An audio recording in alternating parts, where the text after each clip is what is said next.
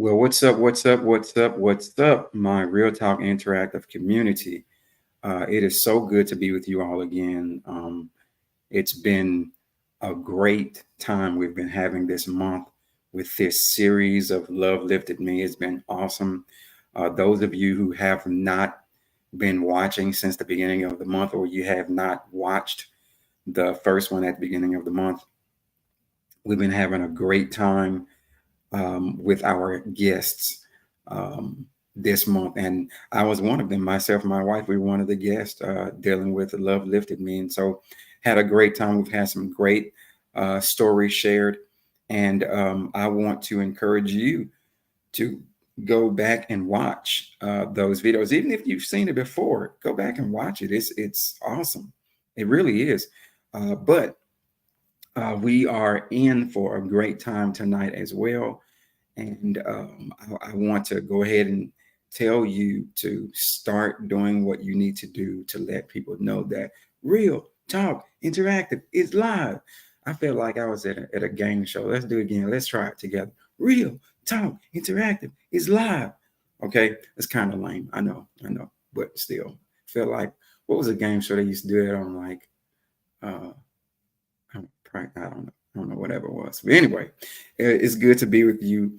I hope you've been enjoying your day. I have. I can't complain about my day. It's been productive. You know, I don't have any complaints, and I thank God for the day.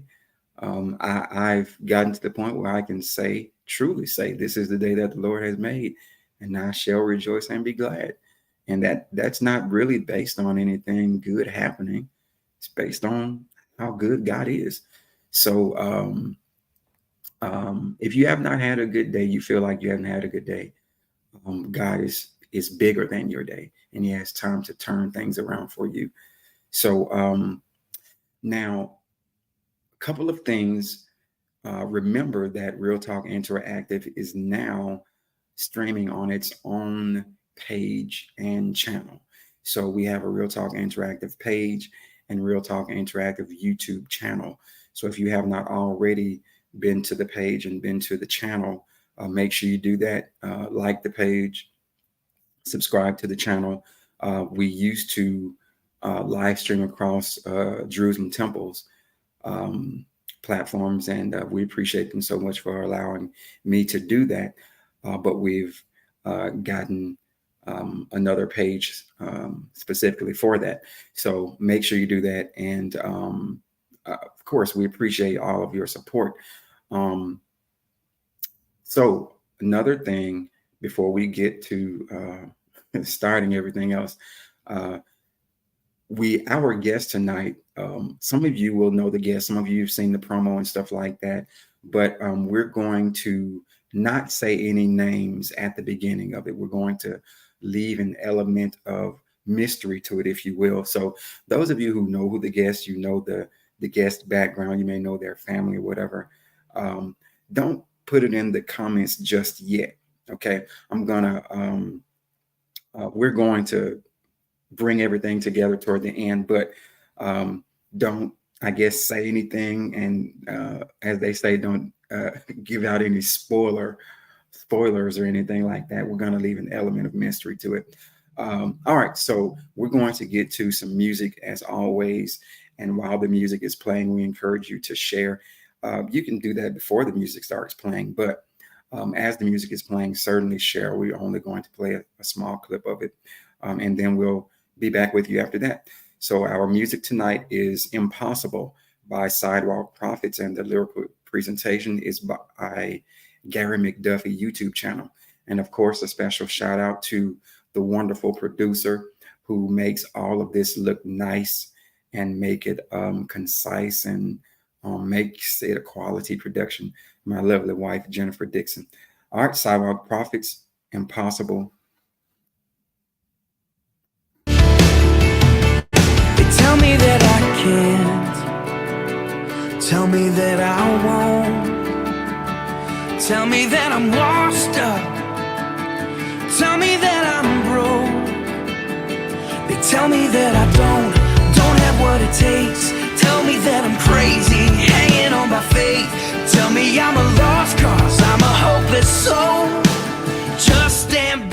watch my God do the impossible, the impossible. Everything is possible. With him, everything is possible. It is possible. Everything is possible. Everything is possible. Breath of God, you bring life from death.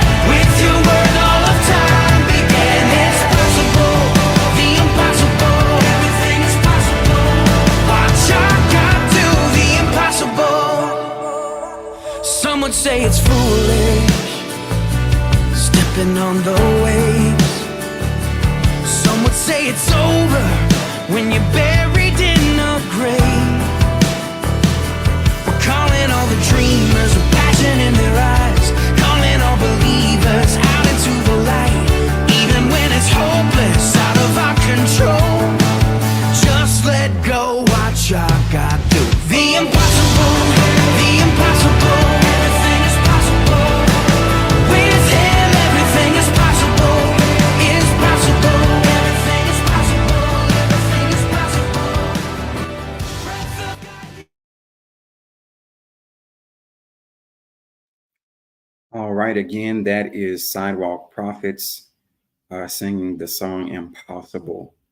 And that YouTube channel, Gary McDuffie, is responsible for that lyrical presentation. Bringing our guest on with us this evening, we have Ronnie Dixon. How are you? Doing great, thank you. Awesome, awesome. Well, tell us a little bit about yourself. I'm the seventh now of 17 children. I'm the fourth oldest boy. When I was growing up, my mother, who had these 16 children, constantly told me that because I was her seventh child, that I was special. And she kept letting me know that, you know, you're going to be somebody. You're my seventh child. You're special. You're special.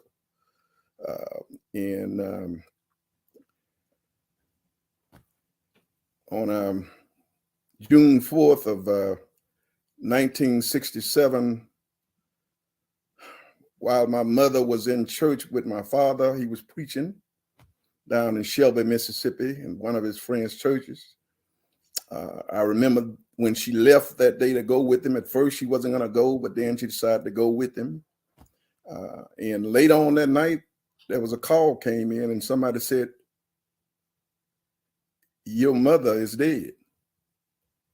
And I was like, "No, my mama at church. My mama is not dead." Was this a call that you took on the phone? I believe so. I think somebody called and said that they said that your mom is dead. And I'm like, "No." I argued with them. I'm like, "No." So yeah, I did get that call. Like I said, I was 12 at the time. Wow. You know, people remember things different, but that's the way I remember it. Right. And so, to be frank with you, when I learned it was actually true, I was mad. I was mad at God. I couldn't believe that a good God would do something like that. To me, I was the only one that I was thinking about, to be frank with you at the time. Yeah. I was hurting. I was hurting so bad, man. That week before she died on June 4th, her funeral was on June 11th, and that week was one of the worst times of my life. I cried basically the whole week. I thought it was a nightmare. I kept thinking I was going to wake up, and it was the worst thing. And even after the funeral and everything, I was mad, and I had a chip on my shoulder the size of Chicago for like 4 years. I didn't know. I was 12, and I didn't know that I was mad at God, but I knew something was wrong, and I was doing some things that, you know, because I was angry. But yes, I was angry at God. And so your theme is a great theme. Love lifted me, because it was love that lifted me out of what I was going through. And but for that love, there's no telling where I would be now. You know, I went on to, all I ever wanted to be was a lawyer. I wanted to help people, and I thought that being a lawyer was the best way to help people. And so I went to law school, and you know, I retired from the district attorney's office in Atlanta in 2020. Was asked to come back to work by the new DA and work for a couple of years for this DA. But in any event, this love lifted you is a real thing. Love lifted me. And you mentioned that you were one of 16 children, right? Right, at that time. And you were the seventh child. Seventh child. Okay.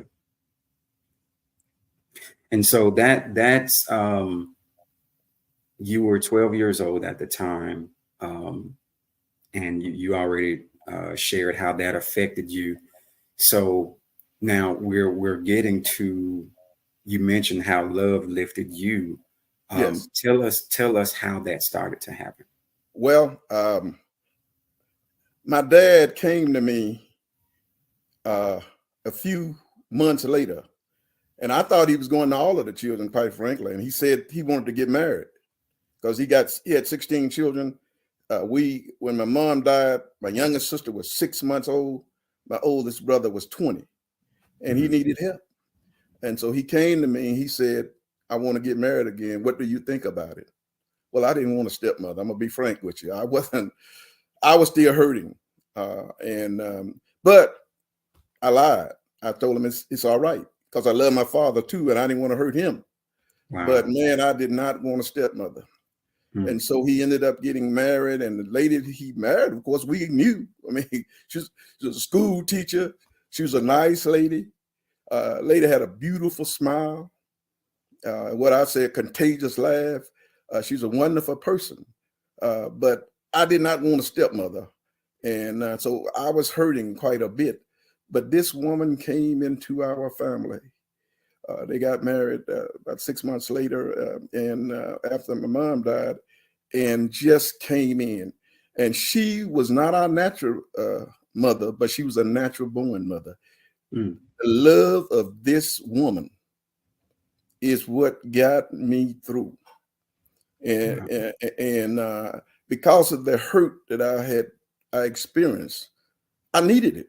And probably we all needed counseling because it was a tough thing that losing mother. And I see a lot of that. I've seen a lot of that on my job. People are prosecuted, victims of crime. That's actually a trauma when you lose a parent at a young age. And I know a lot of people don't believe in counseling and all of that, but I think perhaps we needed counseling. We were going through a very, very difficult time. But this woman came into our life because she was such a sweet person. And she just loved us. She loved us as if we were her natural born children. And that actually got me through a very difficult period. And it gave me faith in God, quite frankly. It is, I count what happened as really the basis of my faith. Because again, I was mad at God. I could not believe that God would do that to me. Like I said, I wasn't thinking about nobody else. Now, let me ask you this, because I hear a lot of people say that, and you say at the age of 12 you were mad at God. Did you really feel like you were mad at specifically God, or like some people may feel like that they were just mad at everybody in general and stuff like that? But did you specifically blame God for that? I'm talking from an adult perspective because I think now I did tell my dad back then in '67, I didn't believe in God. And because he's a wise man, he didn't say a word. He just looked at me. I think he knew what I was going through. He didn't say a word. I really said it to evoke a response from him. I want to see what he had to say about it. He didn't say a word.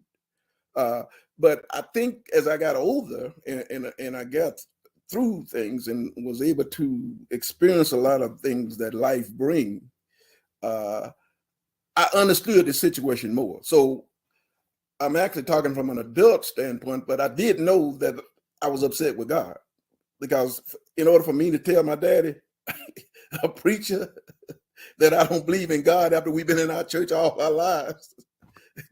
Yeah. Yes, I was angry, and I just didn't understand. I did not understand the goodness of the Lord. I did not understand that no matter what you go through in your lifetime, I didn't realize that God's grace is sufficient to carry you through all of that, no matter how difficult it is. Because God, he promised, and of course this has the benefit of being older and seeing some other things in my life, but he promised that he would never forsake us or leave us alone. I didn't understand that all that back then. But this love lifted me, and the love of God, what he has done for me. I just turned 69 last Saturday, and what he's done for me in these 69 years has led me to understand that our God, we serve a God that can handle anything. Thing that we believe that is impossible, nothing is impossible for God.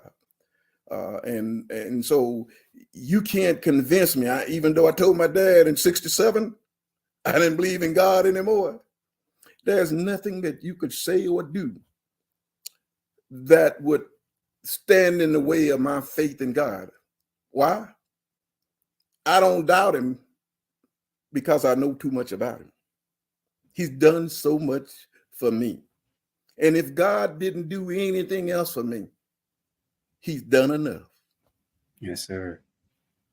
I was thinking sometimes when a child says that, you mentioned how your dad didn't say a word, but did you have any siblings who tried to I guess come at it from another point of view? Did you have anybody in the family try to change your mind, or do you feel like your siblings were feeling the same way?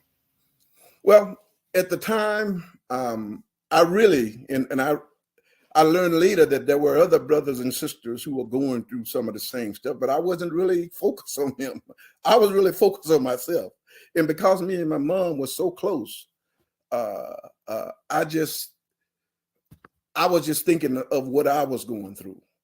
So there were other children. We learned later on, we started having family reunions and having discussions.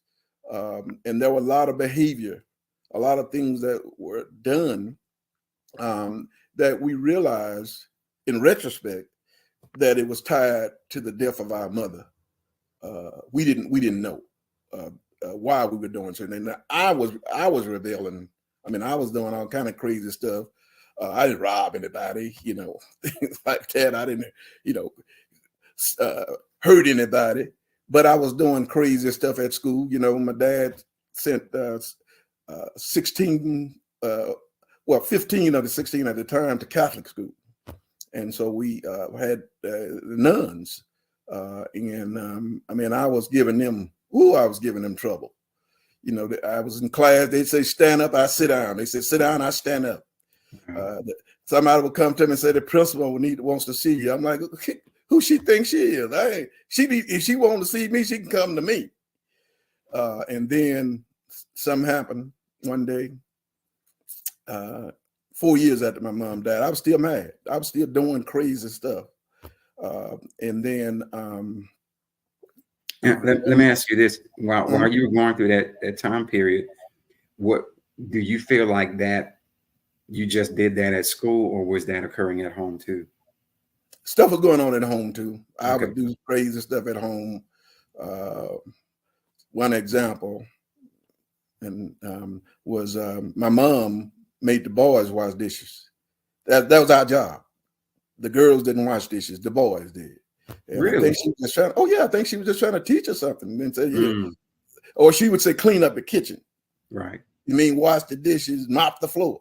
A whole bit. Yeah, I got you. Yeah. And so even when we got older, guess what? Even after my mom died, those dishes they'd be waiting on us. Even after they got jobs and stuff, the dishes would be there waiting on us. And then because we got smart, we started paying our sister to do it. But that was one of the jobs we had. So I remember one time being so angry, didn't know why I was so angry, and I broke some dishes. And of course, I lied and said that it was an accident, but I actually did it on purpose because I was just so mad. And again, not really understanding the full extent of what caused me to be in this, but I had a chip on my shoulder. So, so when I was in 10th grade, I was 16 at the time. One day, sister came in. Sister Carol said, "Good morning, Ronnie." And I said, not my exact words, I said, "What the heavens so good about it?" Wow. And so I got suspended. And at the time, me and my best friend, we worked at a restaurant in Clarksdale. And we'd get off work around 10 o'clock. So I came home, it was raining this night.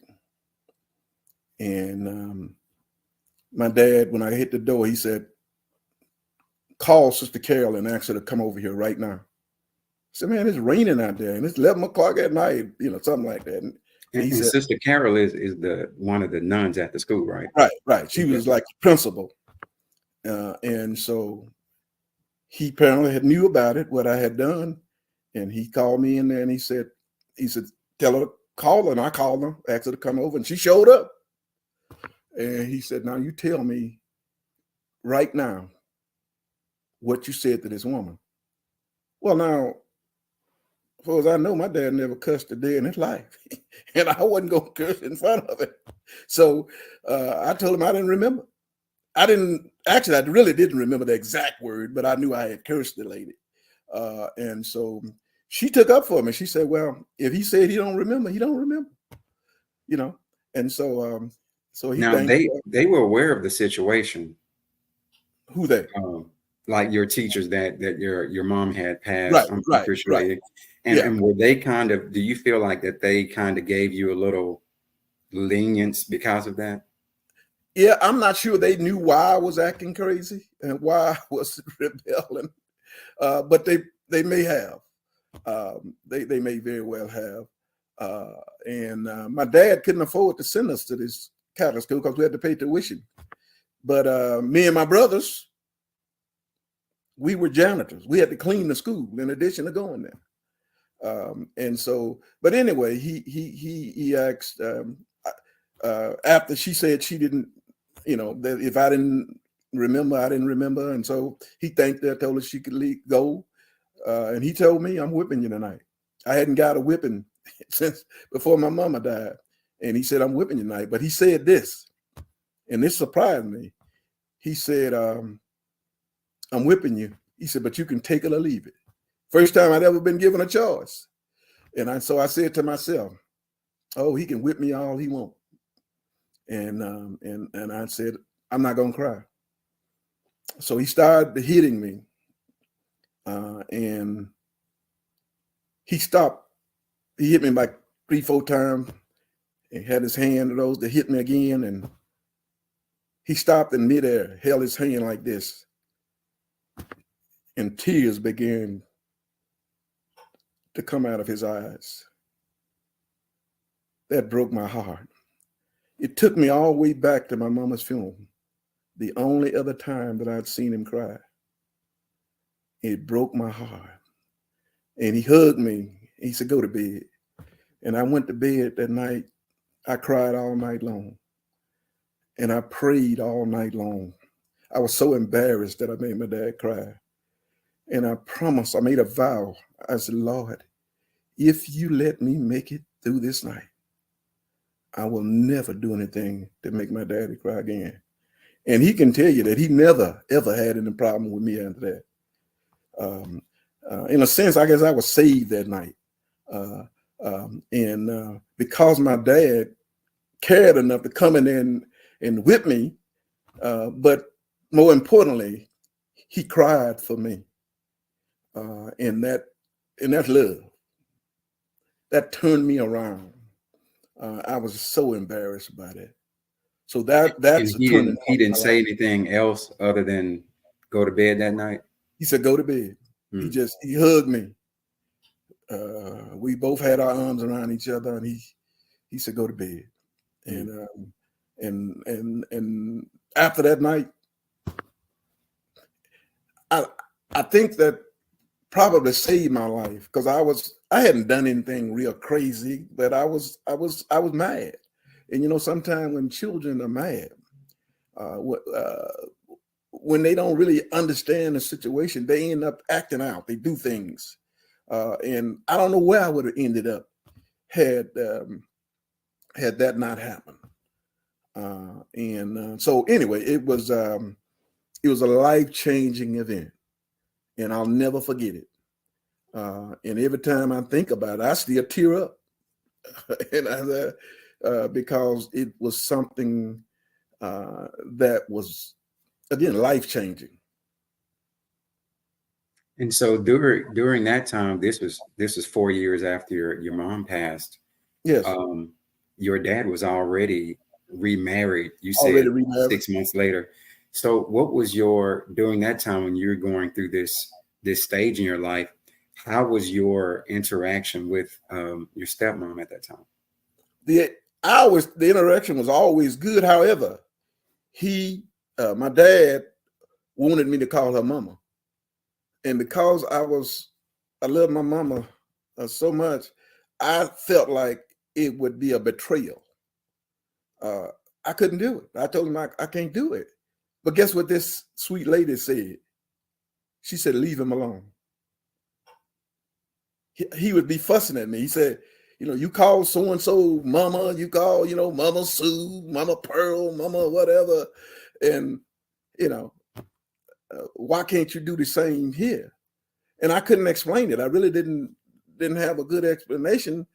But the truth of the matter is, I felt that it would be a betrayal of my own mom. But this sweet woman was so understanding. Because my dad was by himself before that, and my mom was having all these children, um, and then he got married, and this woman was working, and so we were able to get some things that weren't able to get before. I think I got my first suit, new suit, after she came in. Used to get hand-me-downs, and I think Converse All-Stars were big at the time. I think they seem to be big now, but they're different kind of. They don't look the same. But I got my first pair of Converse All-Stars. Wow. She bought for me, and so things started looking up in terms of us, material things. But she was a sweet lady, and so I always thought we had a great relationship. But I did give a problem, because I'm sure that I was acting out in some ways, like I said, with the dishes and things of that nature. I probably was, because I had a chip on my shoulder, because I had not yet had that, what I consider, life-changing incident. That's amazing. And when you cried that night, you were taking us back to when you were crying that night, and you cried out to God. Did you feel at that time that God had changed you, or do you feel like it was more of a personal vow that you'd made that you weren't going to go back to what you were? I guess both. I knew that I figured out then that my anger that I was having, my acting out, was all related to what happened with my mom.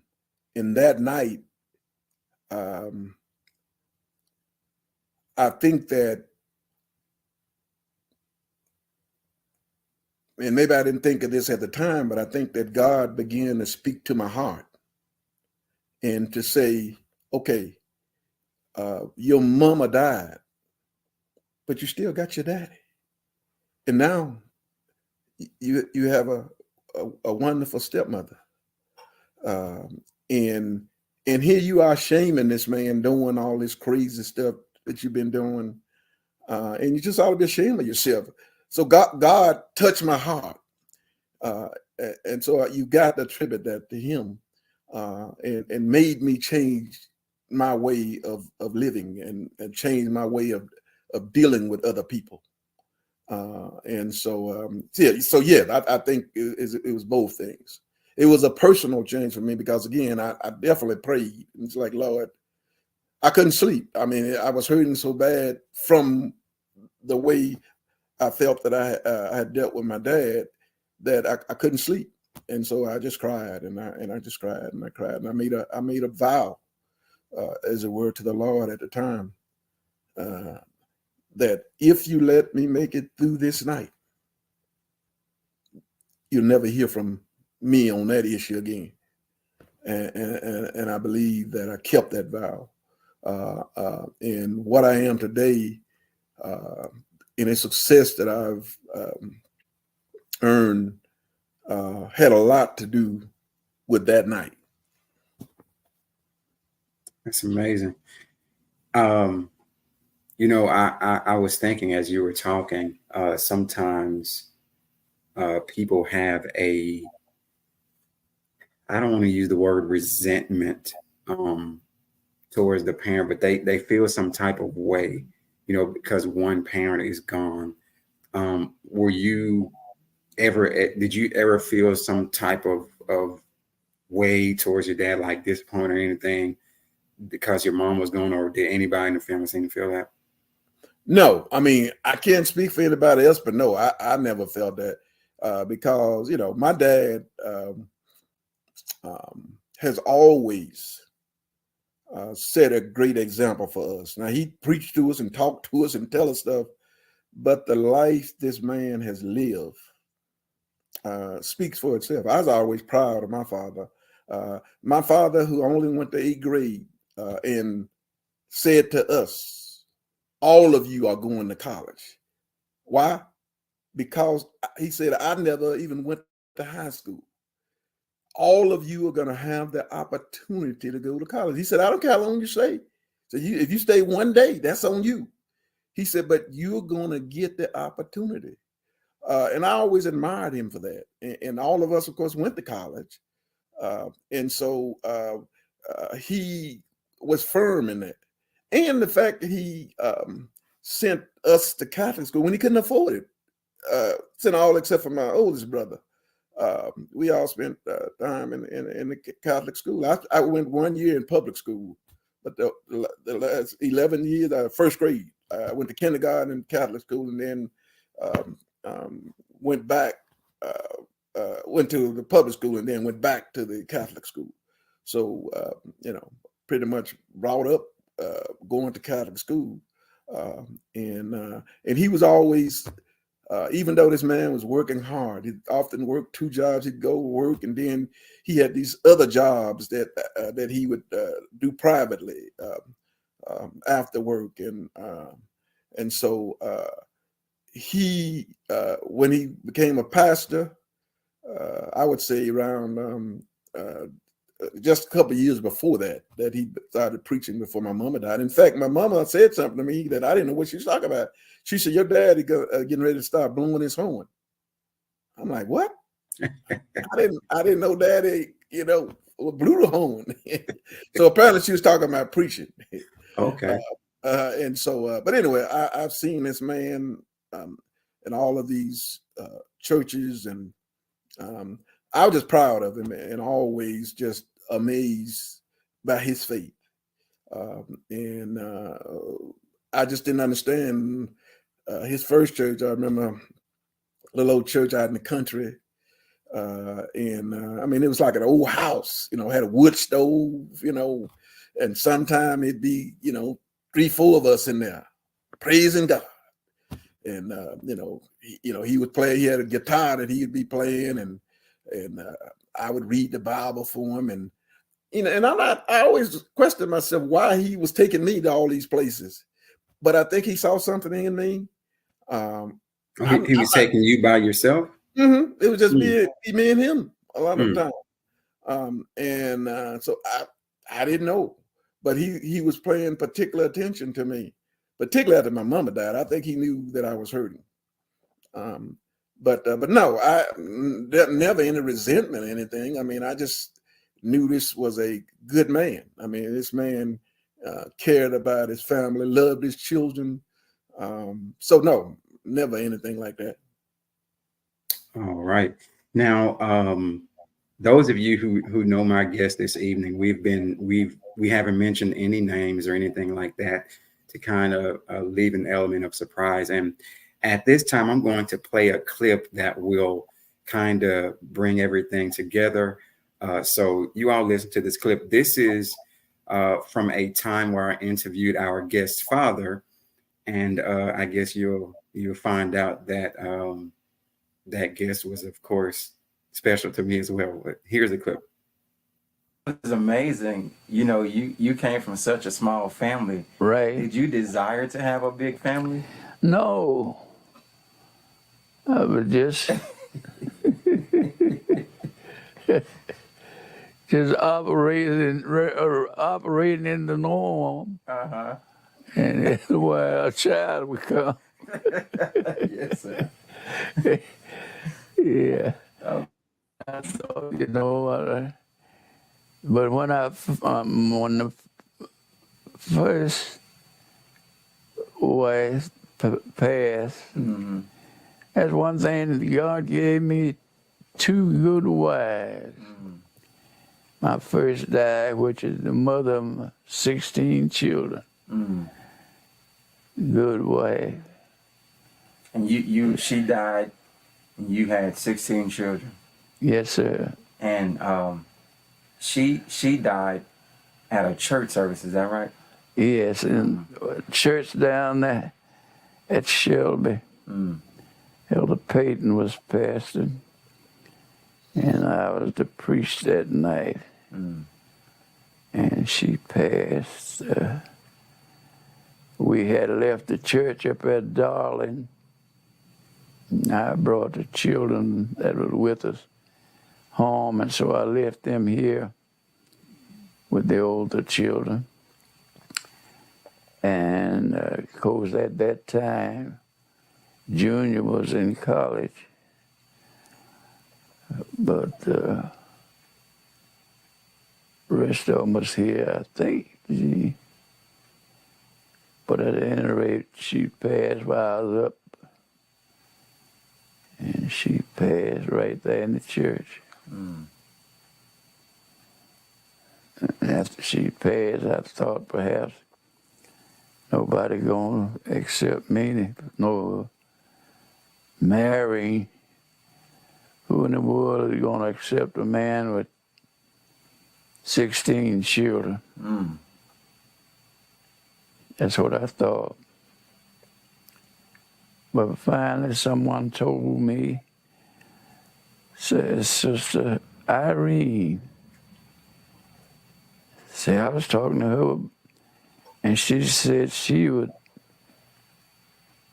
consider. Says, I think you need to talk to her. That was another preacher had told me that. Okay. So I wrote her a little letter. Oh, you wrote her a letter? Wrote her a little letter. Okay. And when I wrote her a letter, after didn't get no answer, I started feeling ashamed of myself, because I reckon I said that the devil telling me that the woman was laughing at you, you become with 16 children, talking about will you marry her? Will she marry you? And I was feeling so down over there. I was so ashamed I had to ask her to marry me. finally I got a letter. Came back and said, I was glad. I was glad they considered it.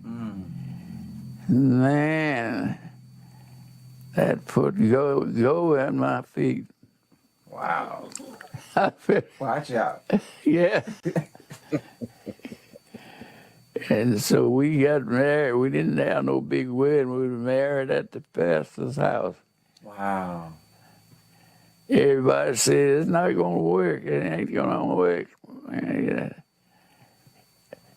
the pastor didn't want to do it because he said it ain't going to work. The pastor didn't want to do it? Didn't want to marry me. Wow. Because he thought it wasn't going to work. And man, after it worked so good, they said they had to turn around and beg partners for it. Said it wouldn't work. Wow. And God has blessed me, and you talk about toils and snares. What is that song? Amazing Grace, through many dangers, toils, and snares I've already come. Yes, sir. But it was grace that brought me safe this far, and grace is going to lead me on. So grace has, that meant the gift of God. Nothing that I did, Yes, sir. but it's what God did. Favor of God, grace. Yes. So that's what I'm telling, and every chance I get to tell the people. We're saved by grace, not of works. We're not saved because we were so mighty and did so great. We are saved by grace. And how many years was your first marriage? How many years was the first marriage? First marriage. Yes, sir. Now let's see if I can count it. I was married in 46. 46. And I see my aunt in the back. She's saying 21. And the second marriage was how long? The marriage that they said wouldn't work. man, 45 years. The marriage that Yeah. they said wouldn't work. they said it wasn't going to work. And it worked Yeah. beautiful. It worked beautiful. Look at God. And the Lord gave me, both wives were helpful. Yes, sir. They helped me to be what the Lord would have me be. Yes, sir.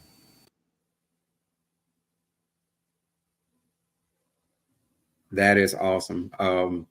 That was a great time in my life to be able to interview. As those of you who may not know, that was my granddad, and my guest on tonight is my uncle. And so I am just elated to be a part of the heritage that they have, and I'm descended from. And so the first wife was named Ruth Dixon, and the second wife was named Irene Gilbert Dixon. And so we're talking about now. Irene Gilbert Dixon was the only grandmother I knew, but of course I was told about my first grandmother, Grandma Ruth, and Nellie Ruth. Nellie Ruth. Thank you. And so it was, the history behind that. And he said that God gave him two good wives, and both marriages, they lasted a length of time that many marriages don't last, at all today, And so I thank God for that heritage. And now, Uncle, I want to ask you another question. How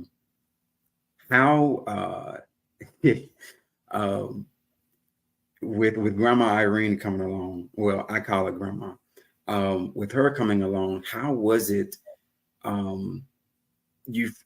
like with 16 children, did she ever seem burdened, or did you ever notice any stress, because she didn't have any children of her own at the time, right? Right. So her transition from none to 16, did you see any of that? I really didn't. Again, I think that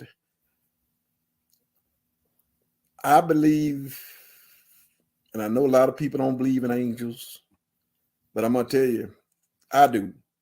I believe God dispatched her because we needed her. Now, I didn't know that. I was just thinking about what I had gone through. I learned later on that, my other brothers and sisters were having some of the same issues. But I didn't know that my dad was hurting so badly. Not until 2012, when Irene Dixon died. In fact, she was in the hospital. I think she went in the hospital on February 29th, died on June 11th. She actually died. My mom was buried on June 4th of 67 and was buried on June 11th. Irene Dixon died 45 years to the day that my mama was buried. I think God did that for a reason. I'm gonna claim that I think He did that for me, so that I could remember. So on June 4th and June 11th, those days are very special to me. But 45 years apart. But I didn't see any. I don't recall. I'm sure there was some stress involved. I'm sure with these children, some of them older, but I really didn't see a whole lot of it. She just seemed to just come right in and was dealing with the issues that we were facing. And my dad, what I was about to say is my dad told me, she had lung cancer. And so as she was dying in the hospital, I happened to be talking to him. I went there and stayed a week while she was in the hospital. And he told me that after she died in church while he was preaching, he then had to drive home. And he said he don't even know how he got home. And apparently when he got home, he passed out in the driveway. And my brother Fred confirms that, because Fred said he looked out the window and saw my dad with his head hanging over the steering wheel. I never considered his hurt. So this woman came in and she was like a balm for us. We needed her, and God sent her to us. And it just seemed like she came. It was natural that she would be a mother. And she considered, and of course, Chris was born 4 years later in 71, and 4 years after they got married. And it just seemed like she was the mother of 17 children. That's what she felt. And she was. She was a beautiful mother. She wouldn't let the younger kids forget their mother. She would take them to the cemetery and talk to them and let them know, this is where your mother is buried. And so she wasn't one of those mothers that come in and, tried to act, different than you would think a mother would. She acted and behaved just as a mother would. And so she was a sweet, sweet woman, had a great spirit. And so I don't think that I really understood how blessed we were. You know how oftentimes you don't know what you got until you lose it. Well, it wasn't until her death and then some of the stuff that we found after she died. Apparently, for example, my dad, when he was in the Navy, was sending cards and letters to my mom. Well, my mom saved all that stuff, and guess what? Irene Dixon saved it all for us. So after she died, we found all these things, and so she maintained that. Now, how many women, after marrying a man who'd been married before, you find a lot of women, they'd be jealous of the first wife, but she wasn't like that. So anyway, this I'm convinced that this woman was an angel. Mm. And I remember hearing Grandma testify. She said that she was thinking about you all more so than she was Granddad. Yeah. You know, when she accepted, you know, the marriage proposal, she said she had you all on her mind. Yeah. And that was awesome. Yeah. In fact, she put it this way. She said, I ain't care nothing about him. She said, it was you all. She said, I was thinking about how I could help. She said, when your mom died, I was trying to figure out how I could help you all. She said, I was thinking maybe I could adopt a couple of y'all, or maybe I could help send a couple of y'all to college. But I had a running joke with her. And I'd say to her, I said, now, I've been wondering. I said, you married a man with 16 children. I said, I'm thinking that's one of two things. Either you were crazy or it was the old Dixon charm. And she looked at me and she said, oh, that the Dixon charm ain't all that. And I said, thank God he uses crazy people too. So I guess the woman might have been crazy, but she was an angel. That's awesome. That's awesome. Well, everyone, again, our guest is my uncle, Ronnie Dixon, and he was sharing his testimony of how love lifted him. And two people from my granddad, his dad, and my grandmother, his stepmom, how their lives impacted his life. And you said you always wanted to be a lawyer. When would you say that you had in your mind that you want to be a lawyer? I would say probably at least from the age of 12, maybe 10. But I just, because of my dad, I always had this feeling that God wanted me to help people. And what I was trying to figure out is what's the best way to help people. And of course, at some point I figured, hey, you know, being a lawyer is the best way to help people. And let me tell you something, that law school is something else. Law school is, as are all the professional schools. Medical school, probably you got more racism going on in these schools, probably than anywhere else in our society. And I dealt with a lot of racism. I went to Washington University in St. Louis as an undergraduate. I spent 1 year at the University of Cincinnati Law School in Cincinnati, Ohio. And then I went back to St. Louis after a year and graduated from St. Louis University. But when I was at University of Cincinnati, I had a professor, my constitutional law professor, and we had these sections. It was a big class, and then you had small sections. And in my small section, I think I was the only other Black person in my section. And he would ask questions, and he would. I would raise my hand. I was one of them students that would raise my hand because, you know, I want to answer the question. And he would look around the room, and if no white folks raised their hand, he would call on me. And so he called on me one time, and he said, and I answered the question, and apparently I got the answer right.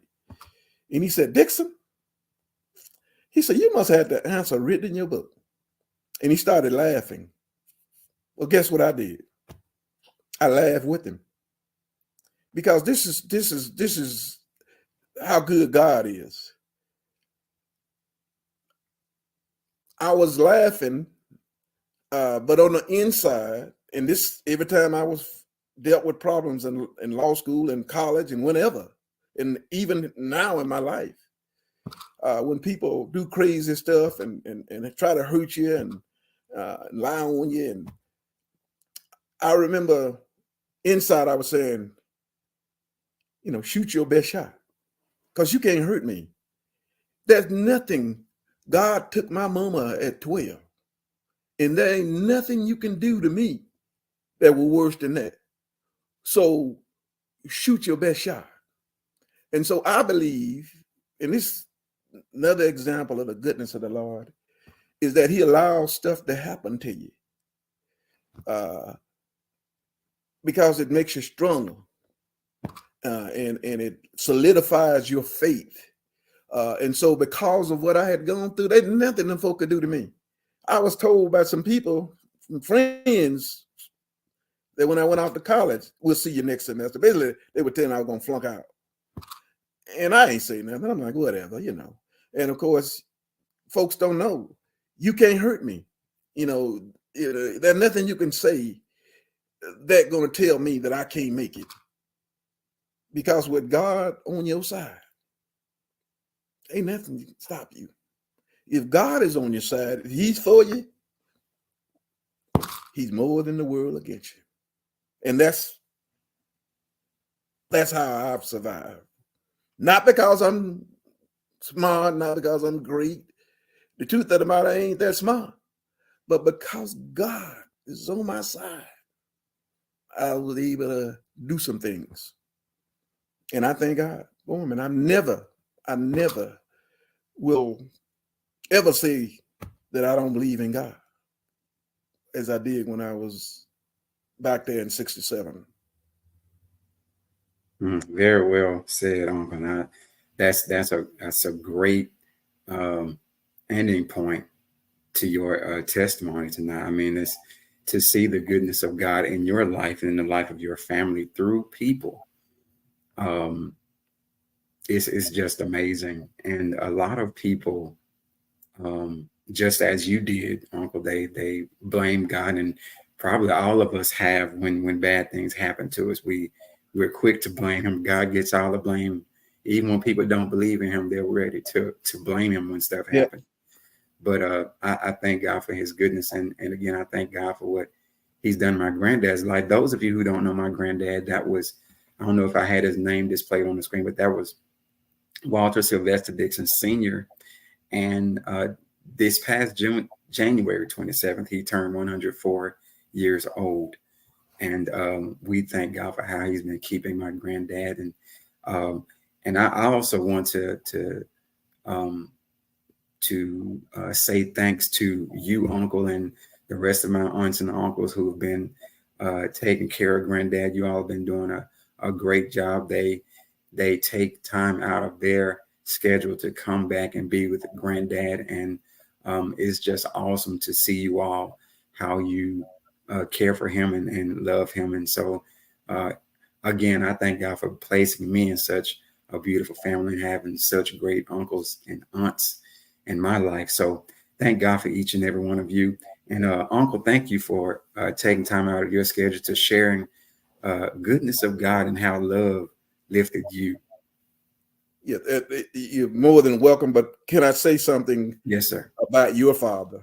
Yes, sir. Richard James Dixon Sr.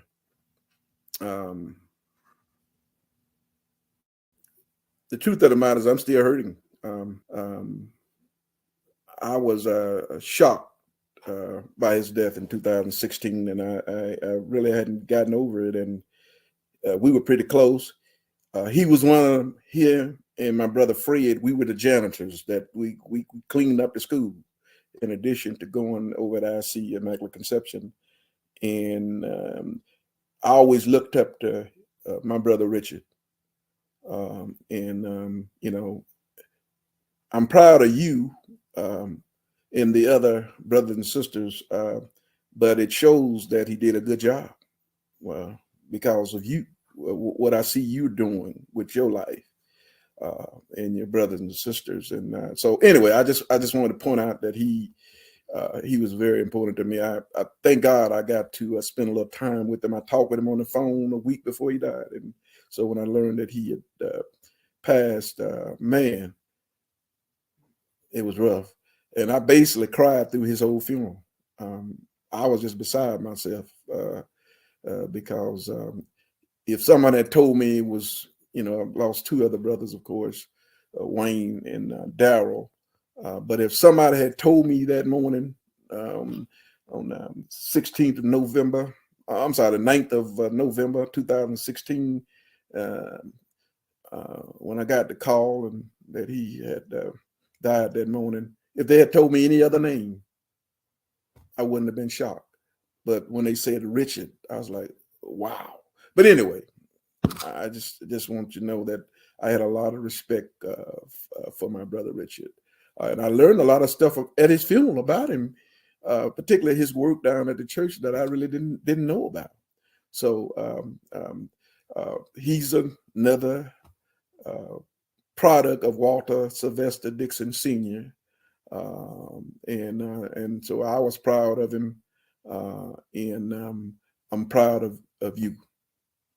Yes, sir. I appreciate you saying that. Yeah, Dad was great, great man, great man. So thanks again for saying that. And all of this came from love. And you know, I was thinking of what you said when you cried out to God. Love is something that we have to accept. It's something that we have to yield to. And unless we yield to it, then it can't work for us. You know, so you know, it's something that we have to realize. A lot of people would try and do things for us in love, but unless we accept it, it can't work for us. So, Uncle, again, thank you so much for your time this evening. And so we appreciate my uncle for being with us this evening. And you know, I was thinking about something he was saying about my grandmother Irene Dixon being a balm to the family. And those of you who may not be familiar with that word, those of you who are church people, you know that word. But those of you who may not be familiar with that word, that's an old English and even biblical word for a healing medicine. And she was just that to the family. And, you know, on the funny note, my grandma used to, you know, she said, and he alluded to her saying that she wasn't thinking anything about my grandfather. She was thinking about the children. And she said that. And I wanted to, you know, kind of clear that up, because she said she fell in love with him after that, you know, but she was thinking about the children so much that, you know, she said yes to him, and she fell in love. Now, of course, she loved him, but as far as falling in love, that happened later, she always said, when she was living. So thanks, big shout out to my Uncle Ronnie for being with us. And, you know, something else that I was talking to him offline, and he mentioned something very coincidental about our topic, Love Lifted Me.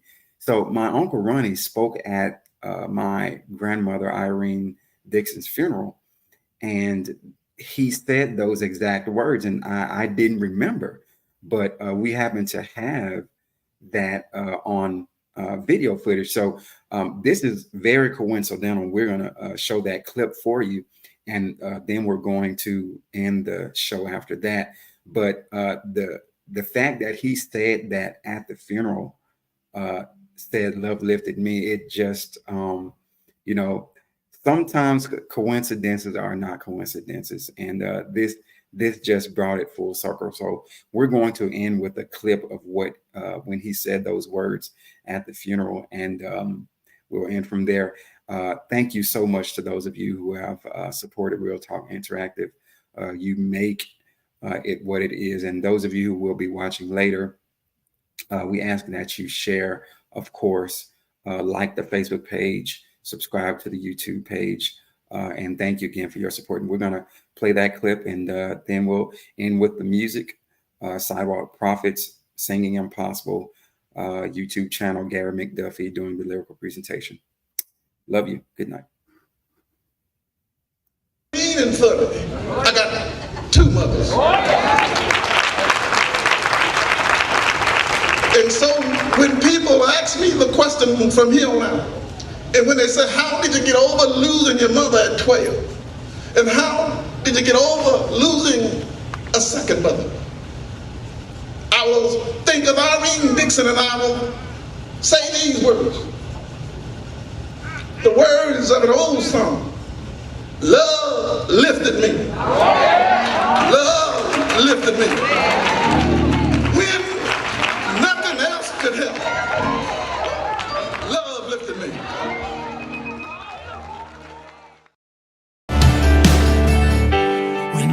God speaks, the mountains move.